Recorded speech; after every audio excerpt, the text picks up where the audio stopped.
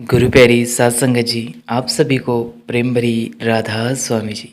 सात संगत जी, आज हम कबीर साहब जी का एक बहुत ही अच्छा दोहा ले रहे हैं, जिसमें वो हमें समझा रहे हैं कि अभी समय ही भजन सिमरन कर लो, क्योंकि समय का पता नहीं कब यहाँ हमें अपने साथ लेकर चला जाए।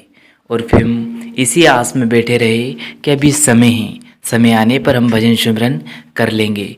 लेकिन जब समय लेने पे आता है तो आखिर श्वास भी लेकर चला जाता है। फिर ना हम भजन सुनन कर पाते हैं और ना ही उस मालिक में हमारा ध्यान लगा पाते हैं। इसी पर बहुत ही सुंदर दोहा है, ध्यान से सुनिएगा जी। तो चलिए हम चलते हैं आगे। कबीर साहब जी फरमाते हैं, आज कहे मैं काल भजूं, काल कहे फिर काल, आज काल के करत ही अवसर जासी चाल। अर्थात कबीर साहब ने कहा है कि तुम अगर किसी को समझाते हो तो वहाँ कहते हैं कि मैं कल भजन सिमरन कर लूँगा, और यदि अगले दिन उसे समझाते हैं तो वह कहता है कि कल आने पर फिर से कल भजन सिमरन कर लूँगा। इसी तरह से कल कल करने में वहाँ समय या वहाँ अवसर चला जाता है और कभी भी वहाँ लौट कर नहीं आता। इसी पर कबीर साहब जी एक बार कहीं से गुजर रहे थे तो एक व्यक्ति को उन्होंने खेत की मेड़ पर बैठा देखा।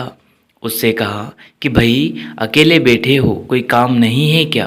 तो उन्होंने कहा कि नहीं। तो उन्होंने कहा कि भाई उस मालिक का नाम, उस प्रभु का नाम ही ले लिया करो। तो उस भाई ने कहा कि अभी मुझे फुर्सत नहीं है, जब वक्त मिलेगा तो मैं ज़रूर लूँगा।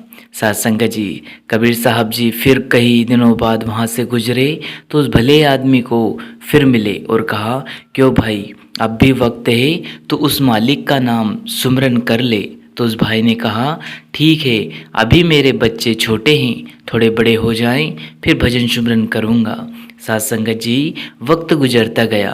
फिर कबीर साहब जी उस गांव से दोबारा गुजरे तो उस बुज़ुर्ग आदमी से कहा, भाई अब तो भजन सिमरन कर ले। तो भाई कहता है कि अभी मेरे पोते छोटे हैं, थोड़े बड़े हो जाएं फिर भजन सिमरन करूँगा। साथ संगत जी, वक्त अपनी गति से निकलता गया। फिर कई दिनों बाद कबीर साहब जी उस गांव में दोबारा गए। फिर उस भले आदमी से कहा, भाई अब तो भजन सिमरन कर ले। तो भाई कहने लगा कि ये पोते छोटे छोटे हैं, बड़े हो जाएं और थोड़ी जिम्मेदारियां संभाल ले फिर भजन सिमरन करूँगा। देखिए, समय अपनी गति से चलता रहता है, समय कभी भी अपने लिए नहीं रुकता। लेकिन संत जन हमें समय समय पर समझाने आते हैं, लेकिन हम मूर्ख लोग उनकी जो चेतना, उनकी जो समझाई से उसे समझ ही नहीं पाते और समय पे छोड़ देते हैं, काल पे छोड़ देते हैं। और सभी को पता है कि काल जब भी आता है तो हमें लेने के लिए ही आता है, समय देने के लिए नहीं। साथ संगत जी, कई दिनों के बाद कबीर साहब फिर उस गांव में दोबारा गए तो उसी जगह पर रुके और वहाँ पे देखा कि वह भला आदमी अब वहाँ नहीं है। जब कबीर साहब जी ने उसके पोते से पूछा कि भाई यहाँ बुज़ुर्ग आदमी यहाँ बैठा रहता था, वह कहाँ है? तो उनके पोतों ने कहा कि वहाँ तो मर गया। साथ संगत जी, यहाँ सुनकर कबीर साहब जी को बड़ा ही दुख हुआ। उन्होंने अपने अंतर मन में ध्यान करा और देखा तो पाया वहाँ भाई वह जो कि हमेशा अपने बच्चों, अपने परिवार और पशु पक्षियों में ध्यान लगाए बैठा रहता था, आखिर में मरकर उसी घर में पशु के रूप में जन्म ले लेता है और उसी के घर में वहाँ चाकरी करता रहता और वापस से मर जाता है। यहाँ देखकर कबीर साहब जी बड़े ही दुखी होते हैं और कहते हैं कि मनुष्य को चाहे जितना ही क्यों न समझा दे, अगर उसको स्वयं की पहचान नहीं होती तो वह कभी भी चाहकर उस मालिक को नहीं पहचान सकता। कहने का अर्थ है कि समय रहते हमें भजन सिमरन कर लेना चाहिए।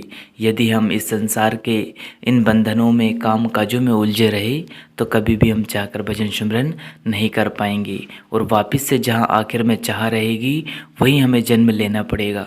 इसलिए हमें चाहिए कि हम हमेशा जब तक जिएं हमारी चिंतन, हमारा विचार, हमारी सोच गुरु के चरणों में लगाए रखें, ताकि अंत में हमें केवल गुरु ही याद आए। साथ संगत जी, इसके लिए हमें चाहिए कि हमें भजन सिमरन करना चाहिए और जितना हो सके हमें हर वक्त अपने ध्यान को, अपने मन को सिमरन में लगाए रखना चाहिए, जिससे कि हमारा माहौल बना रहे और हम जब चाहें तब उस मालिक के दीदार हमारे अंदर कर सके। इसी के साथ अपनी वाणी को विराम देते हैं। अगर वीडियो पसंद आया हो तो लाइक कीजिएगा, शेयर कीजिएगा और चैनल को सब्सक्राइब करके बेल आइकन को प्रेस कर ले, जिससे कि आपको ऐसी वीडियो मिल सके जी। अंत में आप सभी को प्रेम भरी राधा स्वामी जी। धन्यवाद।